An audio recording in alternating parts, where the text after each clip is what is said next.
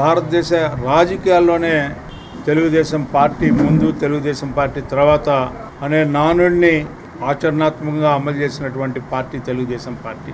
ఈరోజు 44వ సంవత్సరాన్ని ఒక పండగ దినంగా ప్రతి గ్రామంలో కూడా, ప్రతి మండలంలో, ప్రతి వార్డులో, ప్రతి మున్సిపాలిటీలో, ప్రతి నియోజకవర్గంలో, అదేవిధంగా జిల్లాల్లో, యావత్తు రాష్ట్రం అంతా కూడా ఒక పండగలా చూసుకున్నటువంటి వాతావరణం. తెలుగువాడి యొక్క ఆత్మగౌరవాన్ని, తెలుగువాడి యొక్క ఆత్మవిశ్వాసాన్ని, తెలుగువాడి యొక్క విశ్వఖ్యాతిని ఈ రోజున కొనసాగిస్తున్నటువంటి ముగ్గురు వ్యక్తుల యొక్క కలయిక ఈ రోజున ఈ తెలుగుదేశం పార్టీ అని చెప్పుకోవచ్చు. ఒకరు చరిత్ర అన్న నందమూరి తారక రామారావు గారు.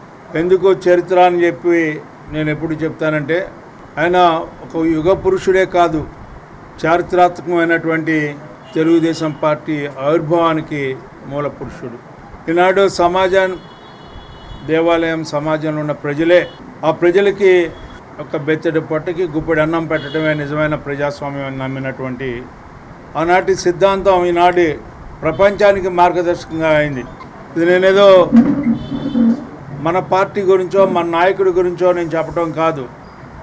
ఈనాడు విజన్ 2020 డాక్యుమెంట్ కానీ, వికసిత్ భారత్ లేకపోతే 2047 డాక్యుమెంట్ కానీ, ఓల్డ్ డాక్యుమెంట్ని ఏది చూసినా కూడా 1983లో ఏదైతే మనం సంక్షేమానికి నాంది పలికామో, ఈ రోజున ప్రపంచంలో పేదరికాన్ని పోగొట్టాలి అంటే ఆనాడు మనం చేపట్టిన కార్యక్రమాలే ఈనాడు పరమావధిగా ప్రపంచానికి మారాయని చెప్పడానికి ఇది ఒక నిదర్శనం అని చెప్పి మీ అందరికీ మనం చేస్తామని. అలాంటి చరిత్రకారుడు మన వ్యవస్థాపక అధ్యక్షులు నందమూరి తారక రామారావు గారు. అంతేకాకుండా ఆయన ఆత్మ గౌరవాన్ని కాపాడి ఈ రోజున సమాజంలో పురుషుడితో పాటు సమానం స్త్రీ అని చెప్పినటువంటి నాయకుడు అన్న నందమూరి తారక రామారావు అయితే మనందరిలో ఆత్మవిశ్వాసాన్ని నింపినటువంటి నాయకుడు ఈనాటి వర్తమాన నాయకుడు నారా చంద్రబాబు నాయుడు గారు. అంతేకాదు అభివృద్ధి అంటే ఏమిటి, సంక్షేమం అంటే ఏంటి, ఏ రకంగా ఈ రోజున మార్గదర్శకం కాగలుగుతామని చెప్పి ఒక ట్రెండ్ సెట్టర్గా భారతదేశ రాజకీయాలే కాదు, ప్రపంచంలో అత్యున్నతమైనటువంటి దావోస్ లాంటి ఎకనమిస్టులు